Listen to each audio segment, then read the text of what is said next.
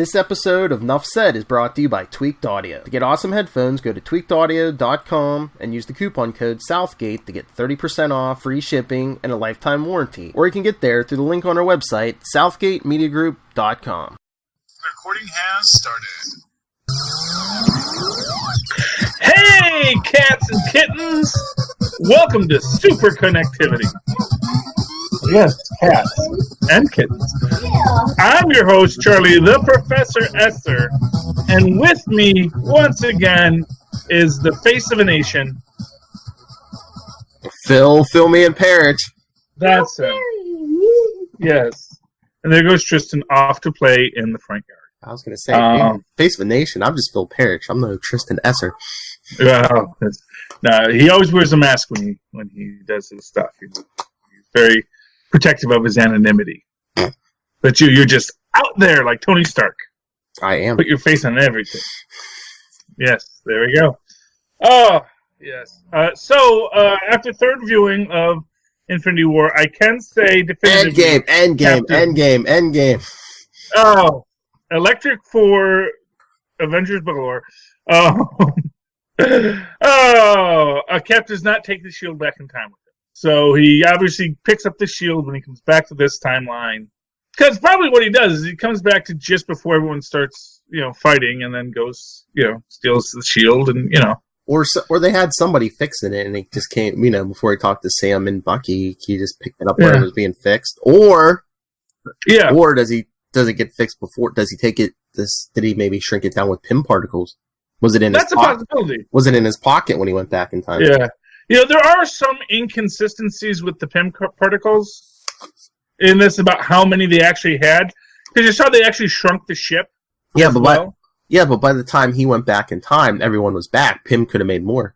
Oh, yeah. No. I mean, no, I'm not saying... that he part. probably had a lot. Yeah, so maybe they had fixed it and he did have it shrunk down. It seems... basically, it's an odd fix. But but all we know is that his shield is not visible, broken or together, when he goes back in time. And I was listening to the interview that you had suggested on Smodcast with the writers of Infinity War. Yeah.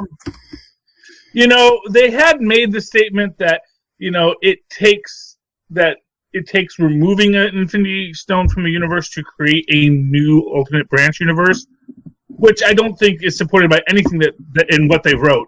And of course, the Russos have a completely different view of it. But even if you're going to go with that idea, wouldn't bringing multiple Infinity Stones into a universe have the same effect? Even if it's the same ones you took? Well, no, because... So, here's the thing. They only take one Infinity Stone out of each universe at a certain time. So, when he goes back to... As an example, when he goes back to give the Time Stone to the Ancient One, he's also bringing in an extra Tesseract and an extra Mind Stone and an extra Reality Stone and an extra Soul Stone. Yeah, but he's only there for probably just long enough to drop the Time Stone off, right? I don't know. But, if it's gone for a second, it creates an alternate universe. If it's there for a second, how is it not? And this might explain, as we said last episode, those booms, those little boom sounds you hear as he's dancing with Peggy, as he's just ripping up the time stream for his own personal edification and amusement. That was selfish, Steve. I'm telling you, he let that Steve just sit in the ice for 40 years. Yeah. And when he came out, and he says, "You've been living my life this whole time," he says, "Yeah, and I made sure they never looked for you." And he laughed evilly, because he is Hydra Cap. Now it can be revealed. I just wanted to see the whole time. I just wanted to see this discussion between him and the Red Skull when he had to take the Soul Stone back. Yeah, well, And again, if you give if you have to sacrifice a life to get the Soul Stone, if you give it back, do you get one back? Is that how we get our Black Widow movie? Well, it's entirely possible. And maybe that's what we get at the start. And maybe that's who he spent his life with. That's the thing. That is what I got to say. Everyone assumes he spends his life with Peggy Carter. Okay, possibly. But like I said, he knows there's another Cap in the ice. It's like when the Gibbon goes to Ape World, and Baron Blood is Gorilla Baron Blood is pretending to be Gorilla Captain America, and then the Gibbon realizes, oh, this is like our universe. I know where the real Captain America is, and Cap's going to be just like that. He's going to be like, oh, I know where I am right now, and I'm living that guy's life. And unless he is actually Hydra Cap, and it's like, nope, this is actually the closed universe, because I helped Zola take over everything because I was Hydra Cap the whole time. Yeah, but I mean, I know you don't want to believe this, but what if he was trying to keep the original timeline intact? And he's like, well, I have to wake up at this certain point. I have to join the Avengers. I have to be there for Avengers 1 and 2. I have to be there for Winter Soldier, Except he doesn't, because he already was. Yeah, but if he gets himself out of the ice early, then maybe he's not. He'll be an old man. Yeah, but they'll have a Bucky, and you know what? And there'll be other superheroes to take his place. That's the thing. There's going to be a Captain Marvel.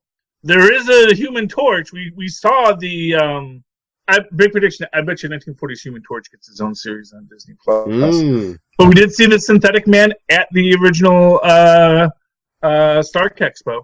I mean, all these things are there, and now, not for nothing, Disney can use the name Human Torch with impunity. No, for real. We know that there was always these things where they were like dancing around stuff with the Scarlet Witch, with Quicksilver, how they had to like sort of work out the deal. And they had that Synthetic Man, but they never went full Human Torch. Now they can. And because there was actually some discussion at the time that Fox was saying, hey, we have Human Torch, you can't do a Human Torch. And it's like, no, you have 60s Human Torch, we have 40s Human Torch. But lots of things are possible when we get to Disney Plus. But no, I mean, I guess it's just for me, I can't believe that Cap would let himself sit in the ice. I really can't. I can't believe he would let, as an example, I can't believe he would let Bucky continue to be the Winter Soldier. Yeah. He knows he's alive. He knows where they keep him. He knows the facility in Russia where they eventually take him. Now, maybe it's not built yet, maybe whatever, but he knows all this stuff exists. Unless he did create an alternate timeline, he did save Bucky early. I mean, well, that's the thing is, yeah. Maybe he just returned to this timeline. And so if it's an alternate timeline, maybe he did free the other Steve Rogers. Who knows? Yeah, but then it's like, well, unless maybe they're all into that Devil's Threesome thing. My actual prediction is that if you want my prediction, well, not my prediction, this is what I would do, is he's there with Peggy for like a year, and then somewhere along the lines he realizes he has to free himself from this timeline, and in that case, we don't even know which Steve Rogers came back. Mm-hmm. There's a crazy thought for you. Except this Steve Rogers knew Sam. But that could have just been the other Steve Rogers telling him. There's lots of things that could be possibilities here. I'm certain that he did an entire, and not for nothing, he could have founded the 60s Avengers with Ant-Man and the Wasp. There's lots of things he could have done there. This is my point. And I can't imagine Cap just sitting on the sidelines when he didn't have to. I know they already talked to Kevin Smith, but the writers of Endgame need to talk to us. Charlie Esser has questions, many questions. Yeah, well, hey, you're in charge of getting these interviews, Philip. I will try. You will try, yeah. If you get the person that did craft services for Endgame. So how does, Robert Downey Jr. take his coffee? Cream. Two sugars. What did Chris Hemsworth eat now that he could eat whatever he wanted? Oh, yeah. Chris Hemsworth. Yeah, it was a fat suit. I do think it was actually Volstag's fat suit because it's a very high quality fat suit they put him in. Yes, he was wearing a fat suit, but he, because of that, I mean, he probably didn't have to stay as, cut as he usually does. So it's like, exactly. I could have that cupcake. Okay. Yeah. Well, except that, he also is still doing That's still how he makes his living, Phil. You know. I know, but I mean, like that Men in Black movie that's coming out. Is he going to be shirtless? I mean, a suit can cover up some imperfect. You know. This is true. Just ask Alec Baldwin. The man has been around for 40 years. You know, we all have some spread. He will slap you around. Yeah, well, I'm sure he would. I might like that. I don't know. There's your drop. Okay. But speaking of fractured timelines, we are in a fractured timeline. We're in an alternate timeline, according to Agents of S.H.I.E.L.D. Oh, okay. We can jump to Agents of S.H.I.E.L.D. Well, yeah, unless you want to talk more about Endgame. I mean, you know. No. That's fine. That's fine now. I said it right that time. There you go. That's one arcing Infinity Saga. Yeah.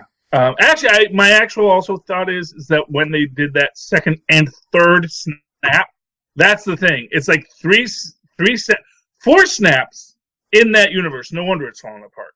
And I know you say they're not going to mention the snap. You know, we don't talk about that. But Agents of S.H.I.E.L.D.? Yeah. Well, supposedly this article I read, was it CBR? It was somebody said, yeah, the writers in that of Agents of S.H.I.E.L.D. weren't told what was coming in Endgame, so they already filmed their season, I guess. So it's like they didn't know, so they just, you know, it's not going to get mentioned because they didn't know what was coming. But they knew what happened in Infinity War. Yeah, but they don't know. I guess the whole thing was like, you know, Agents of S.H.I.E.L.D., the season premiere jumps ahead a year. They don't know, oh, maybe everyone's back already. They don't know. Yeah. Well, okay, so they don't know that. But at the same time, they know. Here's what I'm going to say. I don't think that they were flying as blind as you think. I know, but they can't be like, whoa, I'm glad we got everyone back from the snap, because... Yeah, no. Well, and specifically, they can't say that. No. So they actually... And they maybe aren't going to acknowledge the snap, but the fact that, you know, we've all been through some great losses, I think, is an essential thing. And we're going through this issue right now where people are coming in from another universe. Yes. From a dark universe, apparently. Because Coulson's a bad guy. Or maybe Coulson's just a good guy who wears black. And they don't got a plane, they got a big truck. From a post-apocalyptic world, maybe. Yeah, well, this is from one of the many universes in which, you know, I guess, one of those 14 million other universes where Tony Stark got the gauntlet, and that's when everything went to heck. What if it's like an alternate reality where, like, Graviton didn't win fully, but he still, like, kind of, like, half-wrecked the Earth? Something like that? Oh, yeah. Or, you know, just... I don't know. Graviton got the Infinity Gauntlet. Who knows? It seems like something big's going on, because they're like, what's a Coulson? I don't know. But it rings a bell. So, obviously, there's something. I think they might actually be people from the Framework. Oh. That maybe the Framework actually became real, because it was created using the Darkhold. Mm-hmm. This is the thing. That wasn't a computer program. That was reality. Yeah, that portal thing they came through seemed like magic to me. Yeah, well, exactly. You know, well, it all seems like magic. Because it is! Because all magic is science. Magic is science because it is. If it works, it means there's rules. There's rules, you know. What's not magic is, you know, gigantic butts coming out of cells to eat people. Doom Patrol. Doom Patrol, yeah. They do have a thing with butts in that show. Like, more so even than I have a thing with butts. They got a lot of butts on that show. I think that was their way of giving homage to maybe a lack of butts in Teen Titans. And maybe, I don't know. How do you tell the Nightwing story without butts? I don't know. Because I heard something. The butts aren't from the comic book. That's like a completely original TV thing, so... Yeah, well, you know, it's very... I actually think it's supposed to be a reference to the Forbidden Zone, which was a weird. Who's the guy who Oingo Boingo? Who's the guy from Oingo Boingo? Does the music for The Simpsons? Anyway, he has a film. It's on Tubi called The Forbidden Zone. It is the craziest universe film you'll ever see. Hervé Villechaize is the king of the underworld in it. It's a lot of fun. Mm-hmm. And also a little disturbing because it is from like is from a time before, like, minstrelsy was as frowned upon as it is today. So there are some scenes where when you watch, you go, "Oh, this is not a good thing to do." Yeah. It's like, I mean, it's done in certain ways that, you can see it. I guess it's supposed to be ironic, but there are also parts of it where you're like, man, this is like, Mickey Rooney in Breakfast at Tiffany's. Yes, we all love Mickey Rooney, except for that. Oh goodness, but yeah. So, but when you go to the Forbidden Zone and that, you actually travel through a butt, and it is a very surrealistic thing. So I get the idea that maybe that's what they're trying to reference there. Maybe, or they're trying to reference Teen Titans Go, one or the other, because they do a lot of butts in Teen Titans Go too, and it has been very popular, Teen Titans Go. So maybe they're just trying to stick to the formula. But anyway, Agents of S.H.I.E.L.D. Agents of S.H.I.E.L.D. We're all over the place, Philip. Agents of S.H.I.E.L.D. So, Mac's director, May's more talkative.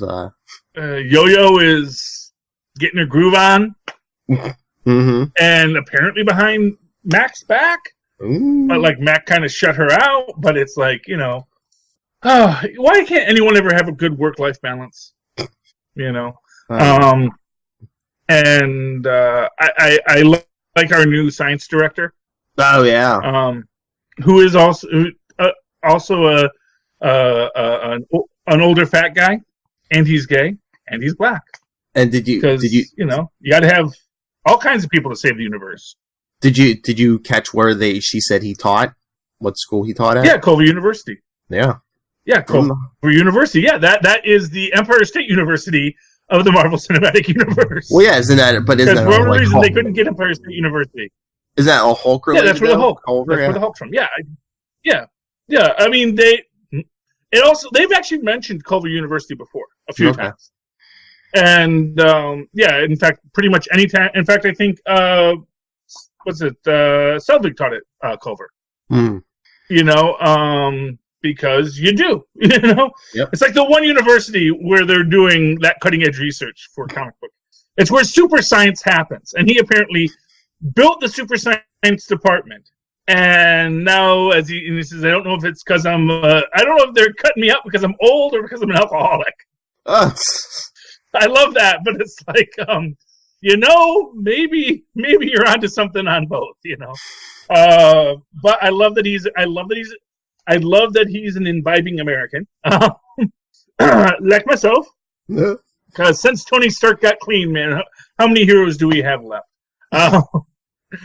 Oh goodness! But no, it's interesting, and so we're building our science department, and that's cool. So we're gonna get our super science. We see that basically, Simmons betrays her team. Takes them to the Taiwan of the galactic cryo chamber universe, because that's where it was made. Wretched hive of scum and villainy. No, it's just a place where they bake stuff. It's going to be just a manufacturing world. It's like, yeah, we make cryo chambers, we make whatevers, and we see that Fitz is out and is apparently hopped up on some kind of neck juice. Oh yeah, his eyes went. That's that's. Hey man, he's having a rough go.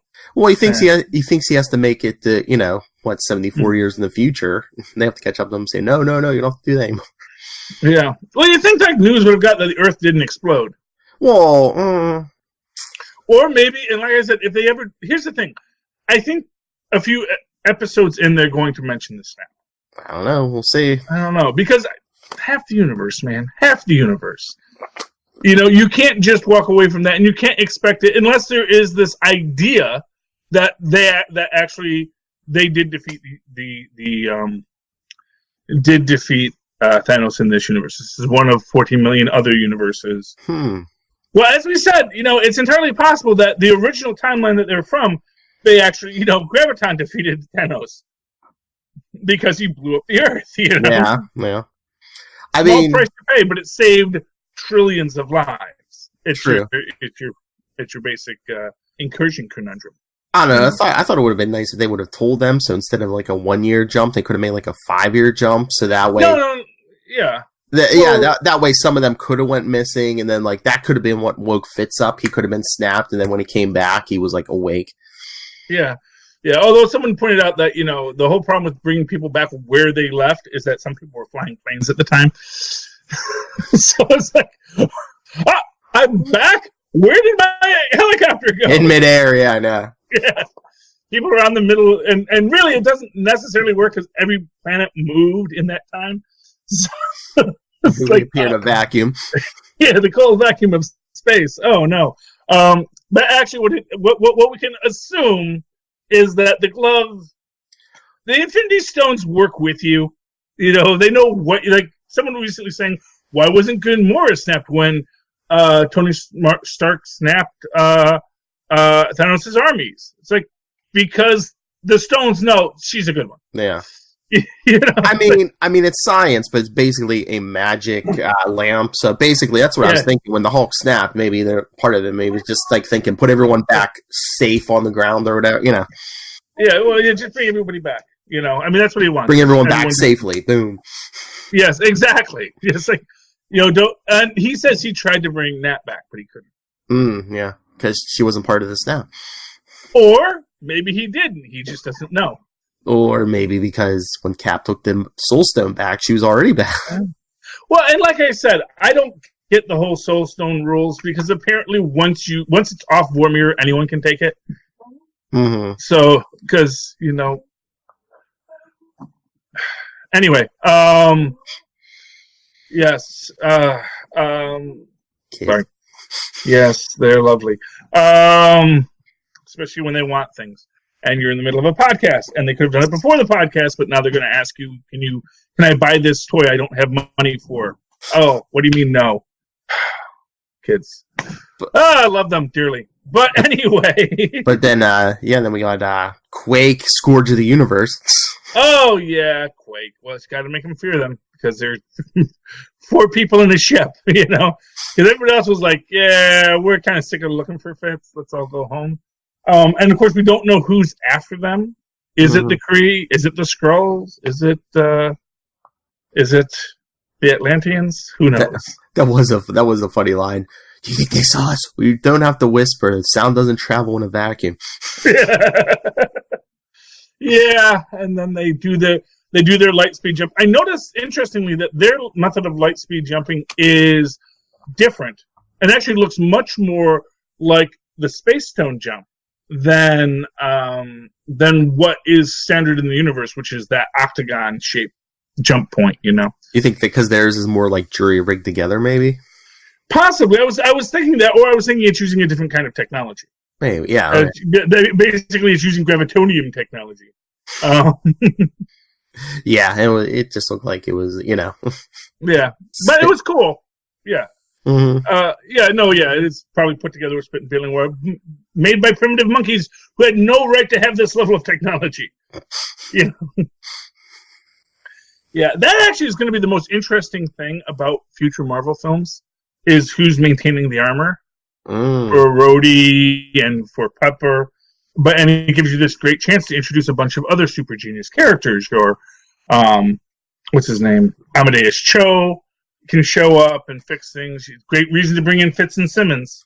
True. Or, they have Shuri. They have, Banner worked with Tony Stark for how long? Maybe Peter Parker starts figuring stuff out since he's wearing a Stark suit, Yeah, and Peter Parker is a super genius. So, but it's going to be interesting to see how that all plays out. I don't know if they're going to use him again, but what's that kid from Iron Man 3 been up to from between Iron Man 3 and the funeral? Oh, yeah. Well, you know what? Maybe that's a great reason to bring him back. Now he's tech support. That's a superhero name, tech support. Yes. Yes, that would be a great superhero name. Surprised no one has ever used that. Probably someone has. But it is interesting. But no, I like that. I like when. Well, I don't like, but it's interesting when people are coming through and like they get stuck in something, and he's just like frozen there until the most dramatic moment, He's like, how did you not detect a heartbeat? He says, he doesn't have a heart. He is made of concrete. Because he was part cybernetic? Yeah, well, what's interesting in all of that is I like the woman who says, oh, you're going to be a butterfly, which again makes me think there's some kind of reality stone going on here. Maybe. Because these are what they say. So we can't call them anomalies. We burned that out last year. Yes. What if someone grabbed reality or Infinity Stones in that reality to try to either defeat Thanos or Graviton or both? Yeah. Well, who knows, man? Because not for nothing, they had time travel in Agents of S.H.I.E.L.D. before they had time travel. So basically, it's like this technology exists. That's like one of these things, like, where like, oh, PIM particles, they're so rare in things. But apparently all Thanos had to do was just put it in a replicator. Because he brought his whole army with him, probably microsized, through the microverse, and put him in orbit around the planet again, Because those are all the guys from 2014 who came back. Because they're like, oh, we're all dead in this universe. Fun. Yes. I was trying to think of anything else I heard in that. I mean, that interview was like over 2 hours long. I'm trying to think of anything they said that would I know there's a few things that caught my attention, but no, I can't remember for the life of me. Yeah, it's okay. But I think it's interesting that the Russo brothers and what's McFeely and I forget the other person's name, are like at odds about like what happened, which is one of these interesting things about this collective storytelling that neither one of them really know, because at the end of the day, it's not up to them to decide, because it's like, well, we can say it, but the fact of the matter is the next writer will write what they want it to be. Yeah, it's not like we don't get the final word on what we're doing. It's like playing in that shared universe, yeah. Yeah, exactly. It's like everything else in comic books, it's a shared universe. I can have Kraven the Hunter have a growth as a character in Squirrel Girl, and when you Spider-Man writers get your hands on him, they're just going to ruin him. Yep. But it's Marcus and McFeely. Marcus and McFeely, yes. There we go. I'd say that is still the saddest part of the original Gwenpool arc, is when she has to say goodbye to Batroc. And he tells her, you're not going to be this cool guy anymore. You're going to be what they want you to be. And I'm really sad that I have to leave you because of that. You're just going to be bouncing your head off of Captain America's shield. You're not going to be cool anymore. Well, no, but, honestly, people have been trying to make Batroc cool for years, and I don't know why you have to try. Batroc is cool. Because they kind of just made him a joke. It's like, oh, Captain America or somebody else needs a villain to slap around. No, let's bring in Batroc. Yeah, they made him French. Although, honestly, the redemption of Batroc has been in the works since Winter Soldier. Yeah. Because that was a really cool Batroc we got. They made his jumpsuit even a muted purple. So it's like, testing the waters. Before we go full Helicrown on them. What was it? Yes. Well, actually, no. Loki had Loki had his helmet first in the original Avengers, where he gets the big curly horns. That's make a move, Reindeer Games. Yes, that was fantastic. So many good movies Marvel made, and now they'll make some more good movies. Right. I'm still hoping they make a Hulk film, because they got to revisit the Hulk, man. And you know what? Not for nothing. Yes, not for nothing. When having the Hulk have that bum arm is something that's going to make him angry. Yeah. And when he gets angry, that's when we're going to really get to explore what the Hulk is. And is there going to be further? Is there going to be further experimentation? And is that going to give us Joe Fixit? Well, it's going to give us something. It might even, who knows what we're going to get. But I think the real hope is that, here's my big hope, is that Paramount is going to realize there's some money in Hulks. And let's see if we can't do something with this. And because we've established some stuff. Mm-hmm. We've got this Ruffalo guy, Yes, he's under contract with Disney. I think that's like the weirdest thing about it, is like he's under contract with Disney. So in order to get Ruffalo, you have to make a deal with Disney. Mm-hmm. And that way, I think recasting the Hulk was probably the most brilliant thing they ever did. Because they put him under contract with Disney, not Paramount, so he is the face of the Hulk. But if Paramount wants to make a Hulk movie, they have to work with Disney. And I think they'll work it out. Because I think there is so much good with the Hulk, especially this new Smart Hulk. Mm-hmm. I think that the what was Amadeus's Hulk one called? Totally Awesome Hulk. Totally Awesome. Okay, no, that wouldn't be a good name for it. Seemed like the Superior Hulk, but yeah, it's a possibility.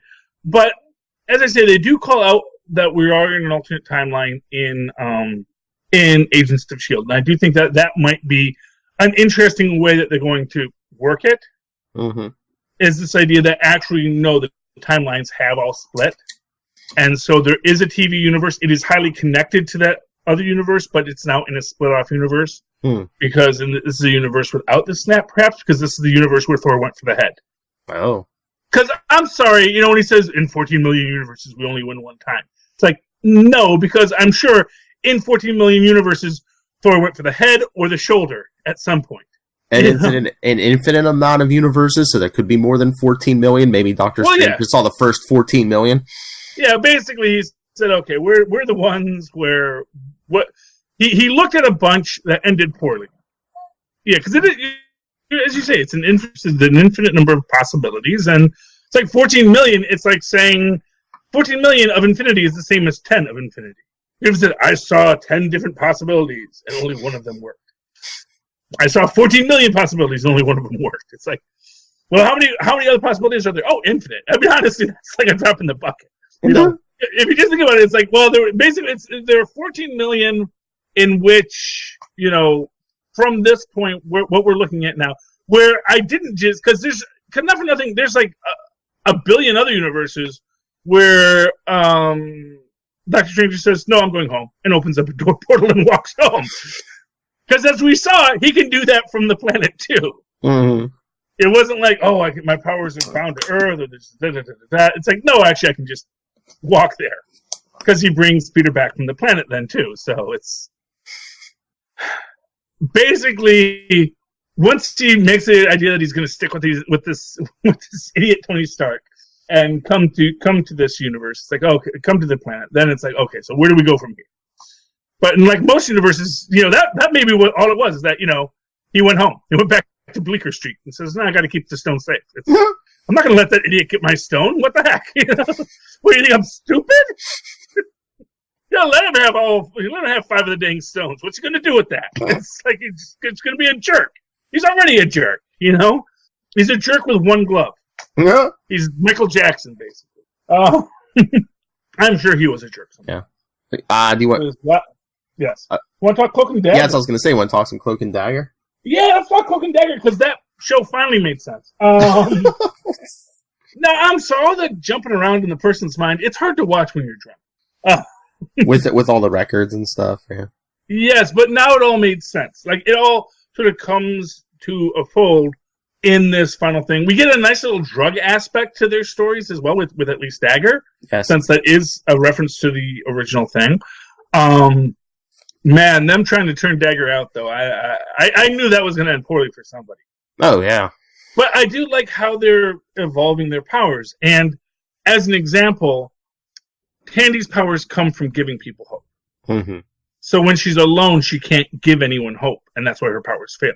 Then as soon as she gives that other girl hope, suddenly her powers return, and suddenly she's a BA.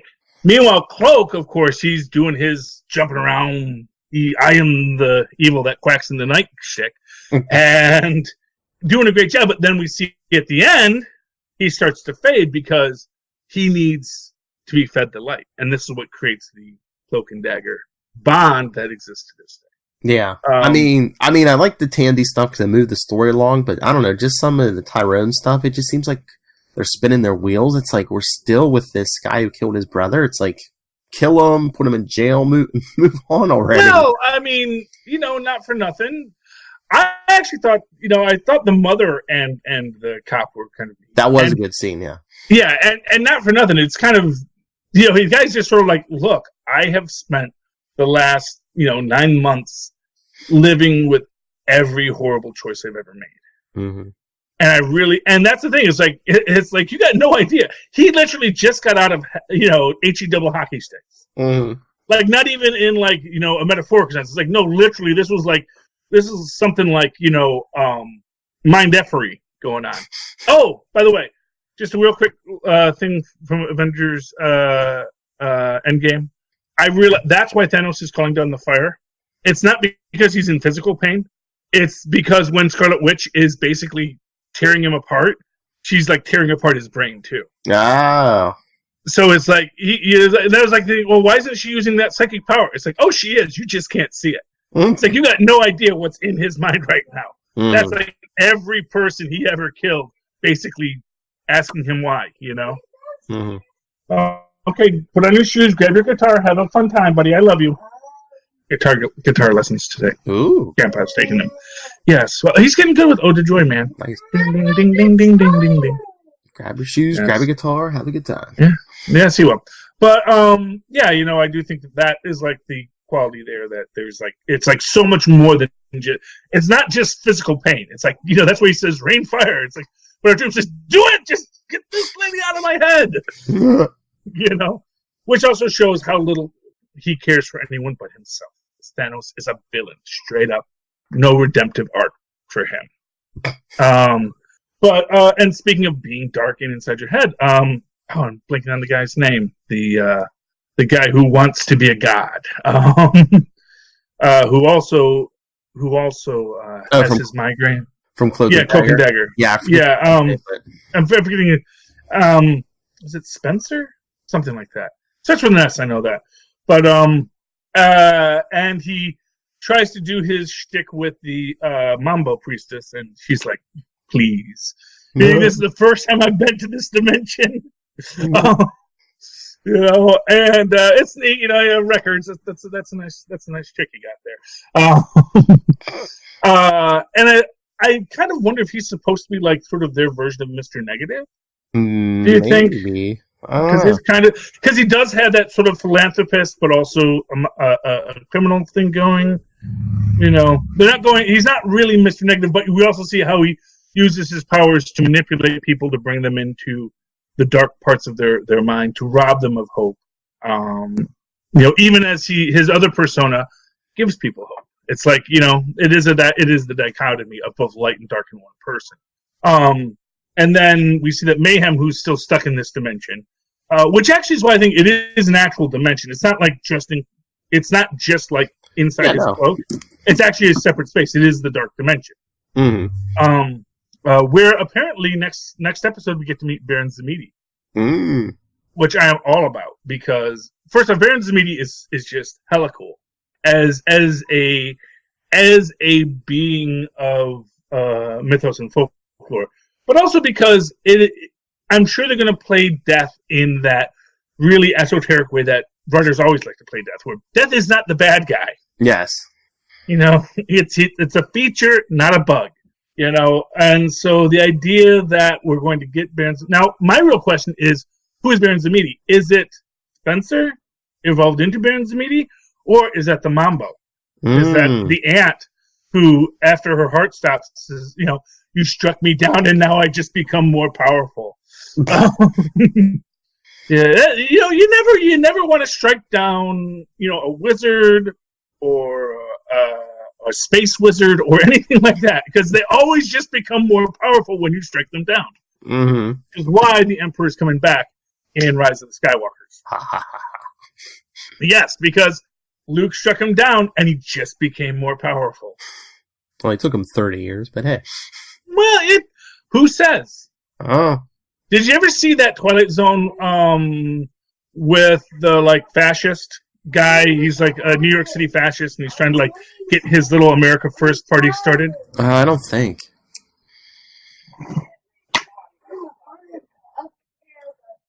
Sorry, said to deal with it. He's being goof-offy. He's not wanting to do what he has to do, and his grandpa's downstairs waiting. I'll do it. Kids. Video games, I know. Yeah. Phil's smart. He's in a room that he can lock a door on. I don't have one of those. I'm not like a billionaire like Philip Perich, the podcast king, with his house full of comic books, with his little man cave. No, that's okay. It's envy. It is a deadly sin. Why not? I have all the others. So, yeah, he actually took his shoes off because he went out and played, and then he came back upstairs and took his shoes off. Yeah, kids today. Do you want to talk any comics? I know we'll talk a bunch with Lilith. Yeah, we'll talk a bunch with Lilith. Did you read Conan? No, I didn't. Okay, that's good. I mean, it was good. Well, I don't know. Yeah. I didn't know if you wanted to complain about Invaders number 5. Okay, well, let me just preface this by saying I haven't even read Invaders number 5. Oh. But it's like, I went through it because I was trying. Cause first of all, I'm trying to listen to the podcast. I'm trying to read, and my eyes are going because I'm old. And I realize I have to take off my glasses and hold the comic book like this. I think I might have to get bifocals. But I'm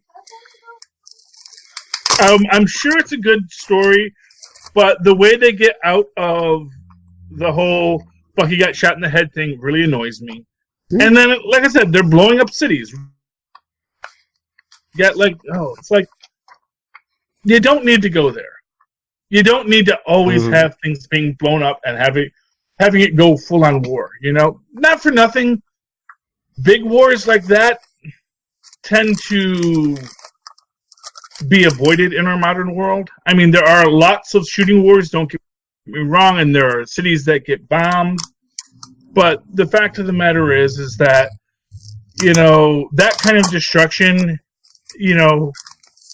If you're really unleashing that kind of destruction like super bombs, not for nothing, the entire world would unite against Namor. You would have, and not for nothing, you would have an entire world united against Namor because everybody would have a reason to really mess with Namor because he's a small superhero from a small group of people. Yes, they have advanced technology, but you know what? So does everybody else at the moment, He's Kim Jong. He's underwater Kim Jong-un. Except Kim Jong-un is smart enough not to actually try and bomb anyone. He wants people to worry about him bombing you. When he actually starts bombing people, then it's like, okay, we're kind of tired. When it was a threat, we wanted to avoid the risk. But once you that's the thing, is like once you make good on a threat, then everyone has to decide, okay, are we going to destroy you or are we going to tolerate you? Kid just went in the other room. Just, just 1 second. All right. Well, Charlie's dealing with family things. Yeah, I mean, I see what he's saying about Invaders. It's just, I mean, there's a gimmick, the end of the last issue, Bucky gets shot in the back of the head. And it's just like, and then this time it's like, oh, thank goodness, it only fires blanks when I'm not holding the gun, which I know he's gotten upgrades from Tony Stark before, and it's just like, it just seems a little too convenient. I know they had that, I'm sure they had that solution in mind before, they even got to this point, but it's just like, do you really need that kind of fake drama? And I understand what Charlie's saying with the war thing. I mean, I kind of get it with Namor, but it's like, do you need death and destruction and war and mayhem every single time? Sometimes I just enjoy a story where a guy's knocking over a bank, right, Charlie Esser? Well, yes, exactly. It doesn't need to be universal and global destruction every time. Well, they're doing it's World War Namor, Yeah. Like I said, it just after building. Here's the thing: when you build an espionage story, you don't want to cheap it out, because an espionage story is built around that we come to the brink of where we don't actually do it. Yeah, I was gonna say, yeah. I mean, shouldn't this be the story where, hey, we just averted World War III? Exactly. Here's the thing: you don't do a romantic comedy and then have the final, then go into porn halfway through, because yes, that is what might happen, but we're actually trying to tell a different story. So yeah, I was just, and like I said, the cheap cop out of, oh, my gun only shoots blanks when I'm not holding it. It is just so ridiculous ridiculous. Well, that's what I said. I was just like, I know he's gotten upgrades from Tony Stark before, and I'm sure they had this solution in place before they even did that cliffhanger last issue, but it's like, why go there? It's just like, just knock him out, something. Yeah, well, exactly. And not, like I said, it's just ridiculous that, I gave her my gun and then she shot me in the head. Mm-hmm. Fortunately, it was just a blank. Now, not for nothing, if you get shot in the head at point-blank range by a blank, it actually kills you. That's why we don't have a second season of Voyagers. Okay? No. Just like she shoots him in the back or something, and it could have been a real bullet. It's just like, oh, thank God, my body armor, Yeah, or anything other than what they did, and it's one of these situations where it doesn't matter how good the stories were up until that point, they pull you right out of it. It's a Martha moment. Charlie Esser's done. Yeah, I'm done. It's like, okay, you said Martha, and I can't deal anymore. I can't. I just cannot. Not I cannot. Not I can even. Even I cannot. That's what Starfire would say. Oh, and I'm sorry you had to see me get all angry with my kid, but he was being schluffy. And yes, they should rob more banks. Which is why I actually really liked Captain America. Oh, Captain America 10. Yeah, I was going to ask you about that. Yeah. Yes, I did. I don't know if we want to save that for Love. Is she reading that? I can't remember. I mean, we can mention it a little bit. Yeah. Well, I just like the fact that they're not actual Nazis. That's like my favorite line from Cap. It's like, don't get me wrong, these are bad people, and I'm not soft on them in any way, but but an actual Nazi, Baron von Strucker, that's an actual Nazi, Mm-hmm. And I do, like I was saying, I do love punching them. Which, and we get the whole thing with Thunderball. I mean, he did show up when, in the last series of Black Panther when Ta-Nehisi Coates was writing that too. Is he trying to redeem Thunderball? Or are we going to get a heroic Thunderball eventually, maybe? I'm sorry, what's his name, Philip? Thunderball? I'm sorry, Dr. Franklin. Dr. Franklin, thank you. Because that was his whole What's thing. the name of the doctor on Agents of S.H.I.E.L.D.? I forget. Was it Dr. Franklin? Is that Thunderball? I didn't think, but yeah, I don't know. It might be interesting if that was. Yeah. It's just Thunderball. That'd be great. That would be cool. That would be awesome. Because not for nothing, Thunderball actually was a super genius. Why he turned to crime, we don't know. Was that Asgardian magic? Yeah, Asgardian magic. Asgardians. And, that's only because they all held the... Well, I think he probably has like a Scott Lang kind of story where he turned to crime because, hey, being smart didn't pay the bills, man. Mm-hmm. Had a PhD and MBA, but now he's waiting tables because there's bills to pay. But he never got nervous with the tool, so he did not wind up on his back in a bloody pool. Okay.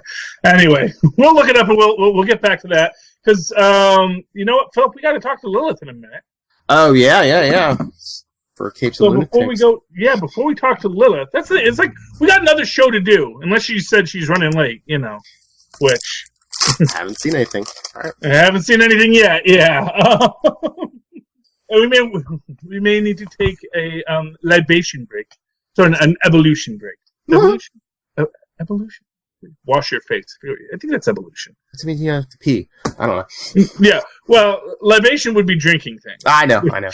I'm already doing, which is why I need to now do an ebullition. But Philip, if people would like to talk to you, whether or not it's ebullition or libation or emoluments. Oh wait, I did get a message. She is running late. Oh, there we go. So we got a few more minutes, so we can figure out if that was Thunderball on Agents of S.H.I.E.L.D. I was looking it up. Would be awesome. I didn't see it. Yeah, it would be awesome. So I'm going to have to rewatch it now because I told my wife, don't delete that from the DVR because I want to watch it again. And because you got to rewatch these things at least 2 or 3 times before you podcast about it. Yeah.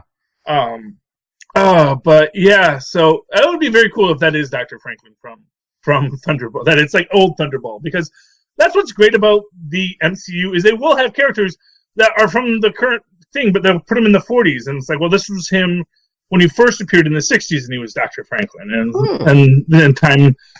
So you can go do that. You can do your disco your Disco Hustler storyline, you just said it in the 60s, and now it makes sense, and he just fought a different hero. And I'm still waiting for them to bring back Dominic Fortune. Mm. I really want to see that pilot. Marvel's Most Wanted. Back, and we know no Orville this week. That was sad. No, because the season's over. So yeah. Oh well, it'll come back next season. Anyway, any final thoughts on anything this week, Phil? I don't think so. Plus, again, we'll have another show if we have anything we want to really discuss. Oh yeah, and not for nothing. I'm going to talk about this there too. But look, can you read that? No, I was having trouble. Okay. Alternate Comics says, hey, submit us your short stories. Oh. They look if they want stories and art, or if they just want short stories. If they just want short stories, I can write a short story. Nice. 1 to 10 pages, and I got like 20 of those, so I'm going to try and write for Alternate Comics. And see what I would write if I could write. And who knows, they may have like 10 artists and no writers, mm-hmm. which is always an issue with comic books. It's like putting the words and the pictures together is where it gets hard. But okay, Philip, let us go ebulliate. And in the meantime, if people would like to ebulliate with you, how can they do so? Well, you can always get a hold of me, nightwingpdp@gmail.com. On Twitter, I am @nightwingpdp. And you can always get a hold of Capes and Lunatics. We're on Facebook or on Twitter. You can always email us, capesandlunatics@gmail.com. The voicemail, 614-382-2737. That's 614-38-CAPES. And make sure to check out Work in Progress, capesandlunatics.org. And, of course, you can always write to me in that old-fashioned email way the way our Maz and Paz once did at superconnectivityblog@gmail.com. That's superconnectivityblog, all one word, @gmail.com. And, of course, follow me on the Twitters as I live tweet things when I'm home in time, too. @CharlieHesser. That's CharlieEsser. Look for the 2 E's in the middle. For quality. Bing! There you go. Okay, ladies and gentlemen, thank you for super connecting with us tonight. Please super connect with us again, unless you're in an alternate dimension, or from that dimension that Mysterio is from. Or he's just lying about his Mysterio. Yeah. I see giant monsters. I'm like, this is all Mysterio gag. It's illusion. Yeah, but you know what? They're really going to reveal the whole multi-dimensional thing in a trailer? Come on. No, my big prediction is he's a Skrull. And he's just using advanced Skrull technology to fool people into thinking he's a hero. Maybe. Somehow he's tricking people because it's like you're going to do that big reveal of the multiverse in a trailer. I don't think so. It's the 4 Skrulls that tried to invade. They got left behind after they got done being cows. One said, okay, I'll be Mysterio. You guys just turn into you be a water monster, you be a sand monster, and then we'll fight.